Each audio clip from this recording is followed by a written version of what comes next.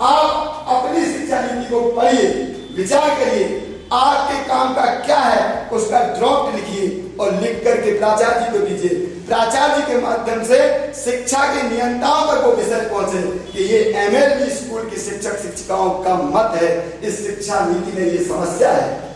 इसका जो पत्र बना है उस पत्र में साफ साफ लिखा है कि आपको कार्यशाला करना है, आपको उसको कैसे क्रियान्वित करना है ये शासन आगे नहीं बताएगा।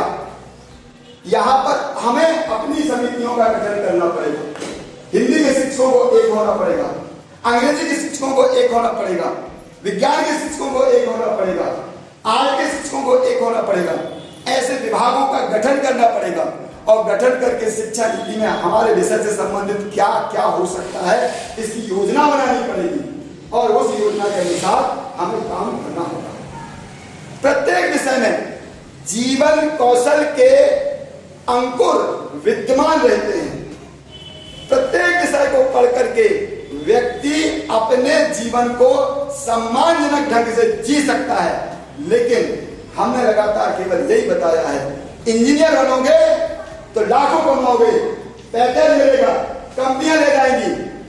एक बहुत बड़े व्यवसायी के शब्दों में 85% इंजीनियर जो इंजीनियरिंग कॉलेजों से पढ़ के निकले हैं आज बेरोजगार हैं।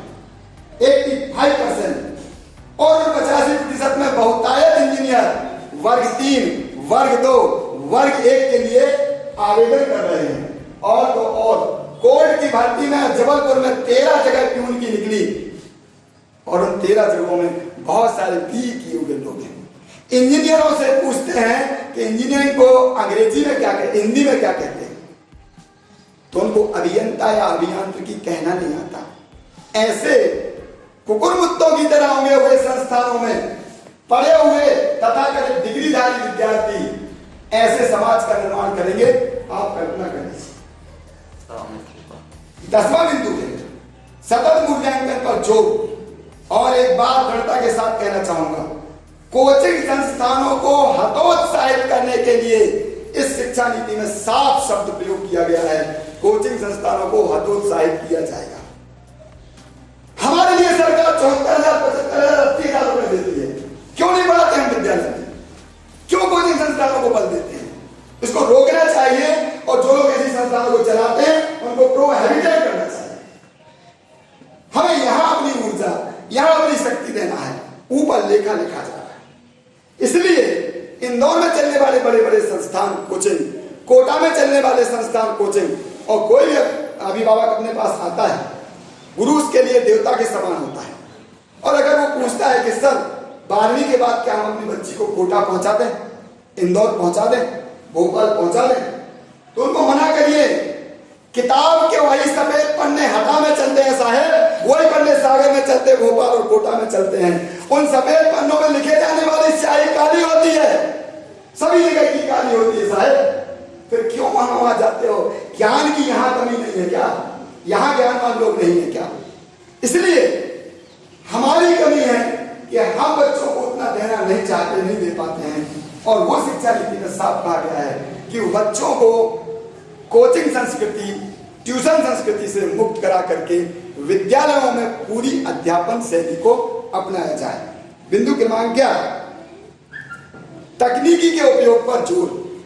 यह बात है कि आज के समय में आपको याद होगा जब सबसे पहले भारत में कंप्यूटर कार्यालयीन प्रयोग के लिए उपयोग हुए, वो दिल्ली के पोस्ट ऑफिस में सबसे पहले शुरू हुए और वहां पर पोस्ट ऑफिस सहित सारे विभागों के बाबुओं ने हड़ताल कर दी।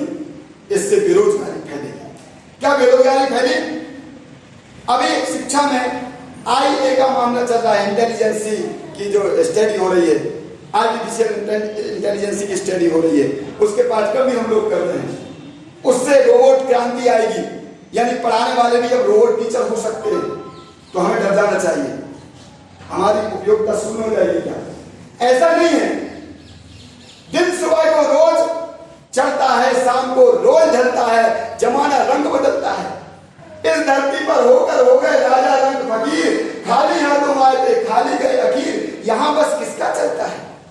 तो परिवर्तनशील संसार है, परिवर्तनीय ही संसार है, को मिटाना चाहते इस परिवर्तनकारी संसार संस्था में जाना आना लगा रहेगा, लेकिन याद नहीं रखा जाएगा जो कुछ अपने कर्तव्य में न्यायोचित कर जाएगा। तो तकनीकी शिक्षा पर बच्चों को बल दीजिए, मानव अपने बच्चों को मोबाइल ही नहीं कंप्यूटर के छोटे छोटे पाठ्यक्रम करवाइए। कल ही मैं देख रहा था excellence school Damoh, excellence school Patela, excellence school Hata, तीनों जगह की पीडीएफ पड़ी हुई थी जिसमें व्यवसायिक पाठ्यक्रम के अंतर्गत 40-40 सीटें सॉफ्टवेयर सिखाने के लिए, हार्डवेयर सिखाने के लिए, लैंग्वेज सिखाने के लिए। इन पाठ्यक्रमों में बच्चे आगे बढ़ें, इस प्रकार से समाज को भी प्रोत्साहित कीजिए और अपने बच्चों को भी प्रोत्साहित कीजिए। एक और बात इसमें लिखी है, कई बार ऐसा होता है कि हम स्थानीय संस्कृति, स्थानीय भावों की उपेक्षा करते हैं। जैसे गांव का कोई बच्चा आता है और वो कोई स्थानीय बातचीत करता है तो क्या चलो कुछ नहीं आते, जरा शहर में जाके स्थानीय संस्कृति, स्थानीय मंदिर, स्थानीय मठ, उनका संरक्षण करना और स्थानीयता को पढ़ाना, ये पाठचर्या का अंग है। साफ इसमें साफ साफ लिखा हुआ है, आप लोग अध्ययन करेंगे, मेरी बात कहीं झूठ हो तो आप देखिए, मैं उसमें पढ़ाई लिखे में से ही बोल रहा हूं, मेरे मन का कोई उपकार नहीं है। पाठचर्या और पाठक्रम में दो बातें हैं, प्लीज देखो 2 मिनट का समय होगा। आप हमें ये बताइए, जब हम कोई चीज पढ़ाते हैं तो पढ़ाने के साथ हमारे स्वयं के विचार उसमें मिक्स होते हैं कि नहीं होते? मिक्स होते हैं। भले हम गति के नियम पढ़ा रहे होते हैं, लेकिन कहीं ना कहीं हमारे विचार तो आते हैं। जब हम पाठ्यक्रम पूरा करते हैं, उस पाठ्यक्रम के साथ जो हमारा आचरण जुड़ा होता है, वह आचरण पाठचर्या कहलाती है। कोई भी किताब जो दिल्ली से बनेगी, भोपाल से बनेगी, वो हटा के इतिहास को कभी नहीं बताएगी। उसे कौन बताएगा? उसे हम बताएंगे। हटा के क्षेत्र आधारित क्विज, प्रश्न मंच का, निबंधों का, या यहाँ के कोई गांव है गिनती का, वहां के इतिहास को कौन बताए? शिक्षक बताए। शिक्षा नीति में कहा गया है स्थानीय ज्ञान को पाठचर्या का अंग बनाया जाए, क्योंकि शिक्षा समवर्ती सूची का हिस्सा 1974 से है। उसके पहले केंद्र का रहा होगा, राज्यों का रहा होगा, अब समवर्ती सूची का है। इसलिए राज्य का, केंद्र का और स्थानीय स्वशासन का और शिक्षकों का मिलकर के ये दायित्व है कि बच्चे को ये बात जरूर बताएं। बच्चे को ये तो पता होता है कि स्टैच्यू ऑफ यूनिटी कहां पर है, लेकिन बच्चे को यह पता नहीं होता है कि अपने ही गांव का खेरमाई का मंदिर आज की अवस्था में।